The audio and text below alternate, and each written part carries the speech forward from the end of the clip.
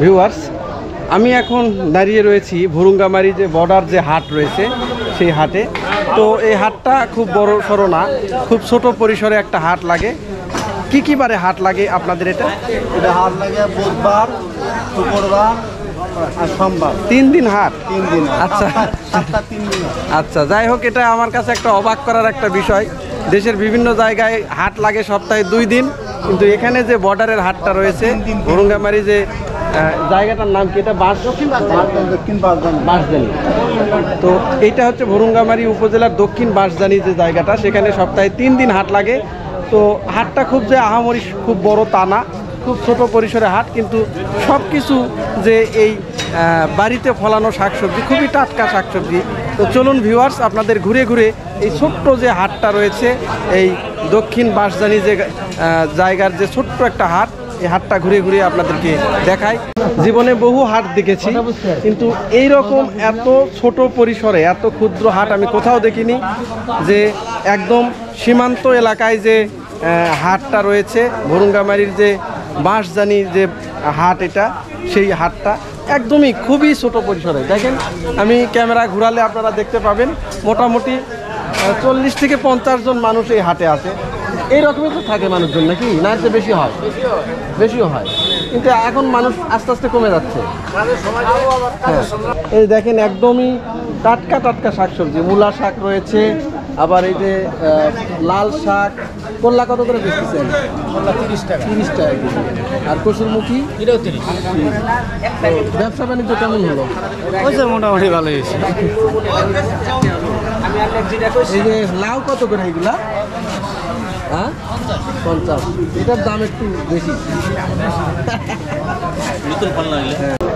এই যে দেখেন একদমই খুবই ছোট পরিসরে হাট। চাচা, বেগুন কত করে? বেগুন 20 টাকা। এটা কি বেগুন কি বাড়ির না কিনা আনছেন আপনি পাইকারি? না, আবাদের বেগুন, একবারে নিজের আবাদ? নিজের আবাদের বেগুন। বেগুন তো খুব সুন্দর দেখতে, ঝকঝকে বেগুন। বেলা তো শেষ, বিক্রি কি হবে সবগুলা? কিছু হবে না, তার ঠিক নাই, হইতে পারে নাও পারে। এই যে দেখেন এখানে আবার কচুর মুখী কত করে যাচ্ছে? এটা 30 টাকা কেজি। এইগুলো কি আপনার বাড়ির? হ্যাঁ, বাড়ির। মানে এই বাজারে যারা এই শাকসবজিগুলো আনছে সবগুলো নিজেদের উৎপাদন করা আছে?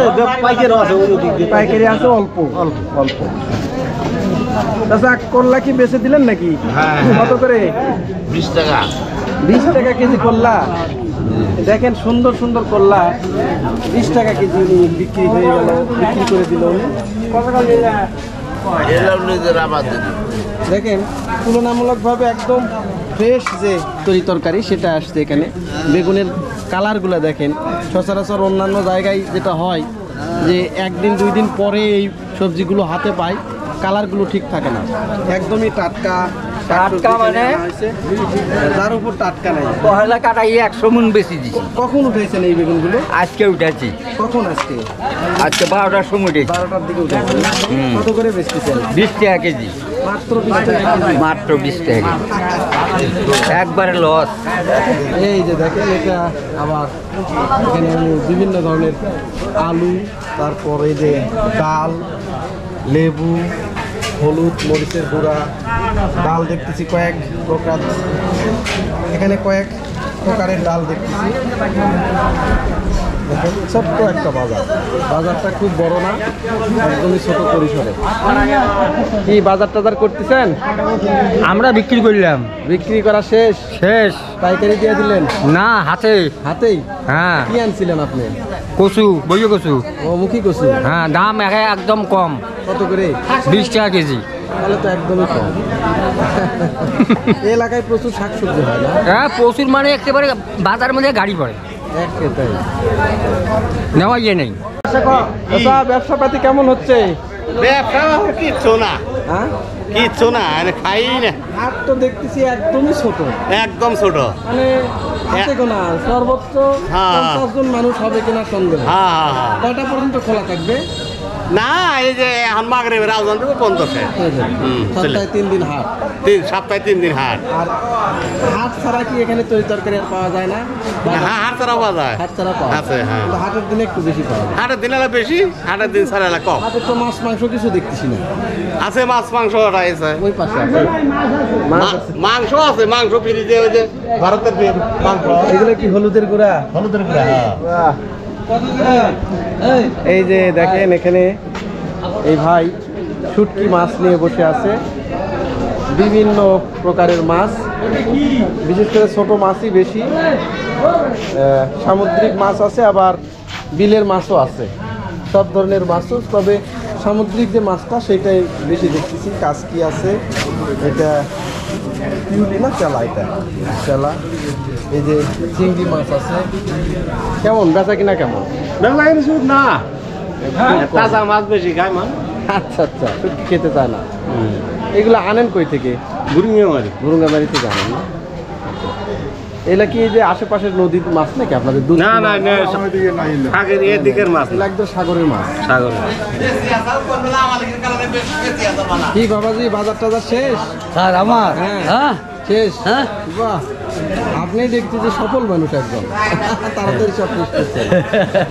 এই যেটা মশলার দোকান, একদম বিভিন্ন ধরনের মশলা। এই যে হলুদের গুঁড়া, মরিচের গুঁড়া, জিরা, এই যে সাদা এলাচ, কালো এলাচ, কালো জিরা, এই যে গরম মশলার ছাল, বিভিন্ন। এই যে দেখেন একদম পাকা পাকা গাছ পাকা যে কাঁকরুল, এই কাঁকরুল কত করে দিচ্ছেন? 40 টাকা। দেখেন একদম পাকা পাকা কাঁকরুল। কলা কত করে মাটিতে ফেলায় রাখছেন? 15 টাকা। হ্যাঁ, কত করে হালি কলা? 15। দাম তো কমই আছে। এগুলা কি পাকা কলা না কাঁচা? তরকারি খাওয়াই দেখতে একদম একদম কাঁচা কলা। দেখেন একদম গ্রাম বাংলার যে হাটগুলো হয়, মাটিতে ফেলে দিয়ে রাখছে, 15 টাকা করে হালি চাচ্ছে এই কলাগুলো। ভিউয়ার্স, এই ছিল এই ভুরুঙ্গামারী উপজেলার বাঁশজানির যে বর্ডারের যে হাট, সেই হাটটা।